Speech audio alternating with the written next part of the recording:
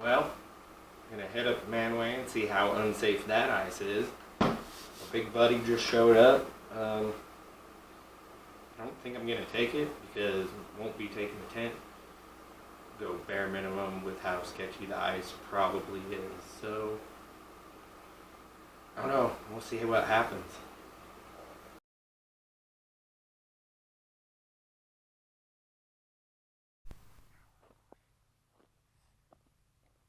Out here on Manway, about 4 inches of ice. Okay, so I'm still trying to learn how to use this camera. There's two settings on the microphone on this thing, and apparently the one I used when I was at home, I should have used out here, and the one I used out here, I should have used at home. But I was walking out on Manaway, saw this open hole, decided to check the depth, and I think I was at like 7+ feet here, and yeah, the ice was like there was spots of open water, so I was a little sketched out, and I mean it was better than Vernon because it was a little bit thicker and there was snow. And snow makes it better because ice cleats aren't as important when there's snow on the ice as they are when it's just clear ice. I'm sitting in, and now I've drilled water. A hole further out. I've gotten into like 10 feet of water. Not great. Showing you that one guy has his tent set up right off the dock. And yeah, just saying 10 feet of water. Let's hope we catch fish. Let's get going on that. Treading real lightly, kind of following tracks that are already here. Showing my ugly mug. I'm gonna try this 10.5 feet of water. Gross eyebrows and shit. Whatever. Let's catch fish. Let's catch a fish. Let's fish on until we get a fish on. Yeah. Set the camera up. Move the camera because it kind of has a close lens focus. Just as it is. And if I don't get it set back far enough, like you're not going to see anything. And we're going to see the complications from this camera as we move forward. Right there, so hopeful. First drop down the ice hole at Manaway, and the adventure begins. This is what it's all about. Being sketched out on early ice and trying to catch fish. I do not recommend anybody go out on Manaway or Vernon. Like, I haven't been out to Vernon for a week or two. Hopefully it's thicker. But as a general rule, probably don't go ice fishing until after Christmas or New Year's. Like, those things hanging around my neck are ice spikes, which I normally do not wear. But I'm aware of the danger here, and I am taking a precaution just in case I do go through the ice. I have an implement of which I can pull myself out if I can find that hole where I fell through. But I'll tell you this much, and wholeheartedly and honestly, I would rather die on the ice than live on land. And yeah, some people might be upset about that statement, but if I'm going to die happy, I'm going to die on the ice, one way or another. Whether it's right here, fall through and die, or whether it's an old man sitting in an ice tent and just his heart gives out. that's the only place where I'm going to die happy at this point in my life, honestly. And now I'm messing with my Garmin. I can't remember which one it is, Garmin Striker 5 or something with the live view. The live view is a little disappointing. It's not as sensitive as the traditional setting. And so sometimes it can be real hard to see your flasher and lure and such, and even smaller fish. And here on Manaway, I'm targeting bluegill and perch. So I'm really looking for that more sensitive setting. So you'll see me messing with it a lot more as this video goes on. Got a new ice rod holder today, plastic, foldable. I kind of like it. It's not anything special or anything. It was like $8. But oh, first fish through the ice, 2022-23 season. Just a little average size rainbow. And I'm gonna fumble with him here. Doot doot doot doot doot doot. Right there. First fish through the ice. You might be able to hear me mumble something with this weak ass microphone. And I'm saying, first fish through the ice. It's a hell of a day. Yeah, it's pretty stoked at this point. Using a flasher, just like the smallest Castmaster I have, and Pistol Pete, like a little bumblebee looking Pistol Pete, because I thought that would emulate a small perch. Oh, I just flipped the camera off because I had a fish on. I had my second fish on, and the remote was too far away from the camera to get the camera to start. So I messed with the camera, I lost the fish, and now I'm super pissed at the camera for all of that. And since we're airing grievances right now, I stopped at Cabela's out in Stansbury because I wanted to get wax worms or spikes for that matter. And I went out there. I did grab that new ice bowl. Look how pissed I am. I'm so fucking pissed at this fucking camera. I did grab that new ice rod holder at Cabela's, but I went there for wax worms, and now I've moved it closer because, like, I'm upset. I'm visibly upset at this camera because I haven't had enough time to work with it and know its limitations. So I went to Cabela's meaning to get wax worms or spikes. If you don't know what spikes are maggots. They are fly larvae. And I have had situations where they do really well. I'm so fucking bad. I flipped off the camera again. I'm such a fucking angry little bastard. But I went to Cabela's. All they had was night crawlers. So this is in Stansbury. Right next door is Maverick. I know they're going to at least have mealworms. Maverick, Adventure's first stop. Yeah, they had mealworms. I got mealworms there. Now, I caught my fish off a mealworm. I caught that trout off a mealworm. I had bites off the nightcrawler.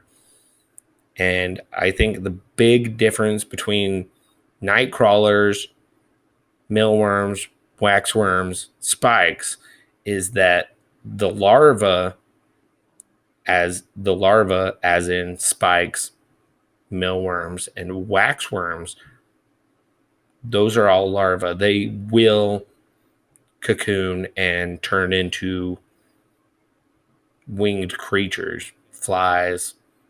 Now I take that back. Mealworms will turn into beetles, but the maggots, the spikes, will turn into flies. and the waxworms will turn into moths. And that's probably why they have that hibernation feature. But the night crawlers will freeze and they will die. So that's the advantage to the 3 larvae you can use ice fishing as opposed to the night crawlers. They'll freeze and they die. But night crawlers are always going to be more active than the larvae are. So, like, you really got to split the difference there. And that's really why I try to take all of them, because you really never know what's going to work. And it's kind of a game of the size of the bait. So you're going to want to monitor, are they going after a bigger presentation? Are they going after a smaller presentation? And if they want a really, really small presentation that's still active, you're going to want to go spikes. But wax worms kind of are king in the ice fishing world. Like, they're the right size. And for whatever reason, and I'm sure there's somebody out there that actually knows this information, but like a bright white is always going to do better when you're ice fishing. And I'm sure there's reasons behind that. And you're like, Utah's a different place when it comes to angling altogether. Like, we have fish here, and there can be decent fish here, but it is not Great Lakes, Canada ice fishing. And, we're just kind of mediocre. We're just kind of the good enough when it comes to angling. We have reservoirs and we have fish, but you're not gonna come to Utah to break records or get famous, really. Like, and it's kind of sad. Like, I understand we are designed for trout.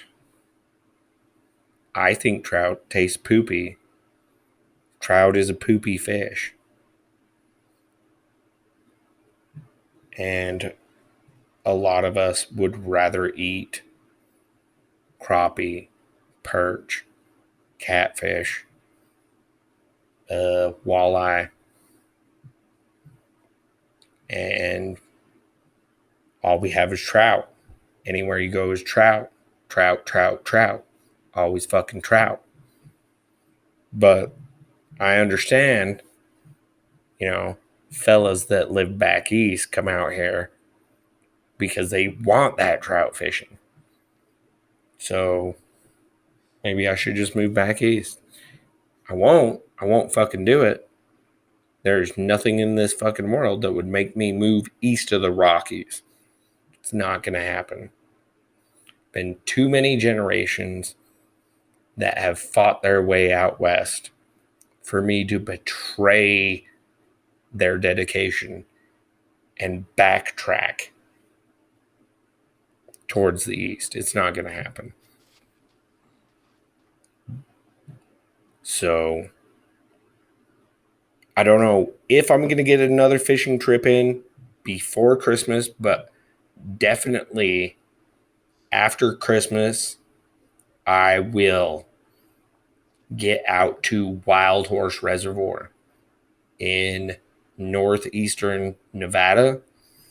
And hopefully, because they have an unlimited perch limit, hopefully I will be able to slay perch out there. Here I am, just jigging. I'm still trying to figure out whether they want the action or the dead stick. And I'm having fish come in and they look at it and they go, well, fuck that. I'm not touching it.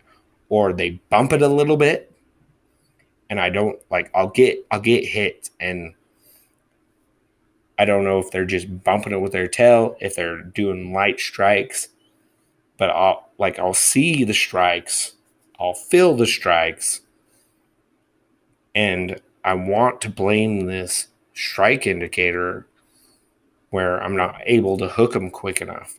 Like, and like we're in the most entangled of the shitty, picky, light biting fish right now. I don't know how bluegill bite through the eyes. I haven't caught a bluegill through the eyes, but I know perch are little assholes through the eyes. I know trout are little assholes through the eyes. So we're getting light bites, we're getting little bumps, and I tried everything I could. I tried, you know, the good old fucking trout uh, set hook, which is a fucking quick jerk. I tried the crappie set hook, which is just lift your pole straight up. And every fucking time I missed. I missed. And like I wish I could show this to you, because at least 3 or 4 times something really big, which I'm assuming is a catfish, because I don't know for sure, but I think there's catfish in Mantua. I'd have something really big come through, uh, not deep through the eyes. So, like, I'm talking like 4 or 5 feet. Something so big comes through that it fucks the sonar up. Where the sonar is like, where's the ground at? And then it would just go away. And I'd have them come in, even dead stick, come in, look at it, don't touch my pole, and then just swim away. So it seems likely uh, that maybe a catfish was sitting there, well, catfishing me, pretty much. Now, something that is worthy to note. I bought 2 new ice fishing poles. This is one of them. I decided, bare minimum, one hole, and go on with my life. But I bought 2 new ice fishing poles, and old Shaner was over here visiting, and the half man, which my YouTube viewers have not been able to meet yet.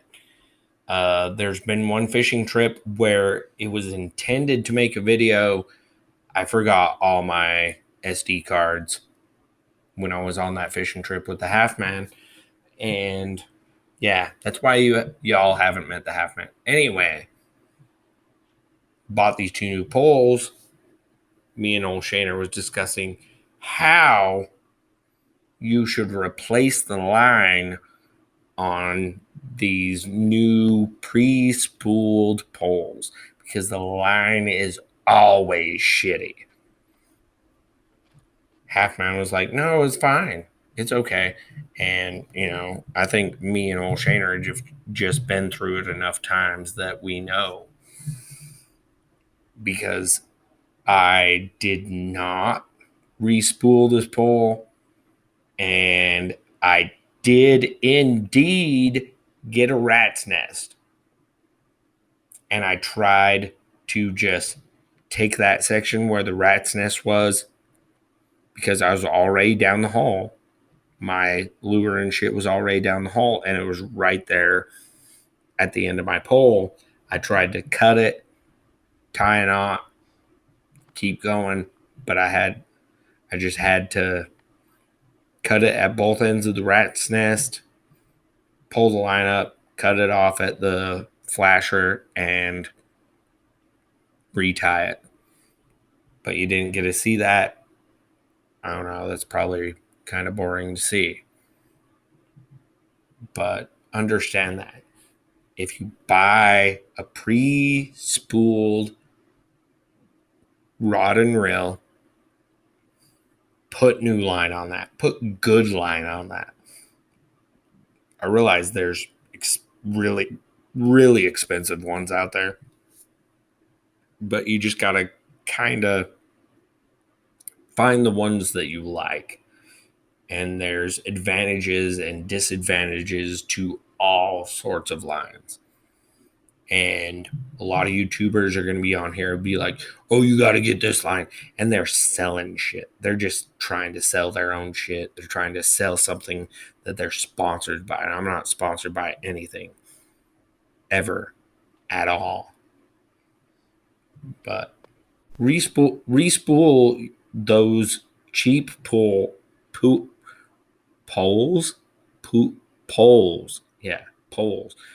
Respool those cheap poles you buy. I mean, it's worth the investment. I got the rat's nest, and we seen it way back, way back when I went to South Fork Reservoir in Elko, Nevada. Like, I love my fucking Eagle Talon U packet telescopic pole, but the line that came on it was real shit, and I had struggles with that out in Elko. It's just, you gotta split the difference and do that extra step.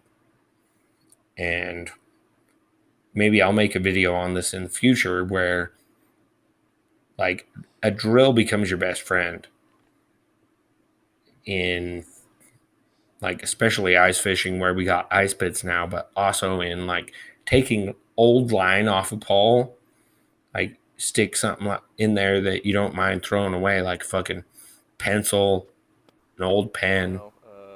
Oh, here we go. Fisher being finicky as hell. I caught the one. I had another one on. I was trying to get the damn camera to work, and I lost it. And now they're being real picky. One's on my flasher right now. One's on my Pistol Pete, and they're just not biting. They just don't want to bite this shit. It's okay. It's okay. But I didn't bring my light. It's getting dark.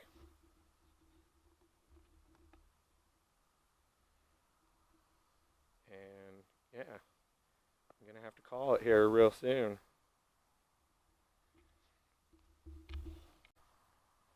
It's getting dark. Too dark to see. And on this ice, I'm probably knocking on heaven's door, because I'm trying to take the same trail I came out on, but it's there's holes. There's like little warm spots. I try to avoid those. I'm trying to pull myself off this ice, but every time I'm like, okay, well, maybe, then I'll get a bump. And I don't know if they're just fucking hitting it with their tail, but I haven't caught any more fish, so it may be time to say goodnight to Mantua. See how well we can see with this infrared.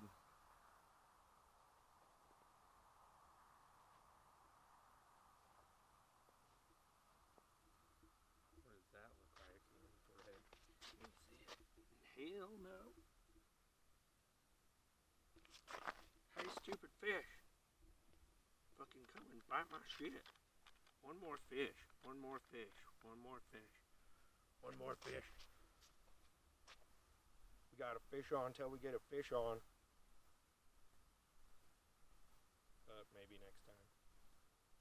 But I did catch fish, so no skunk hat for me.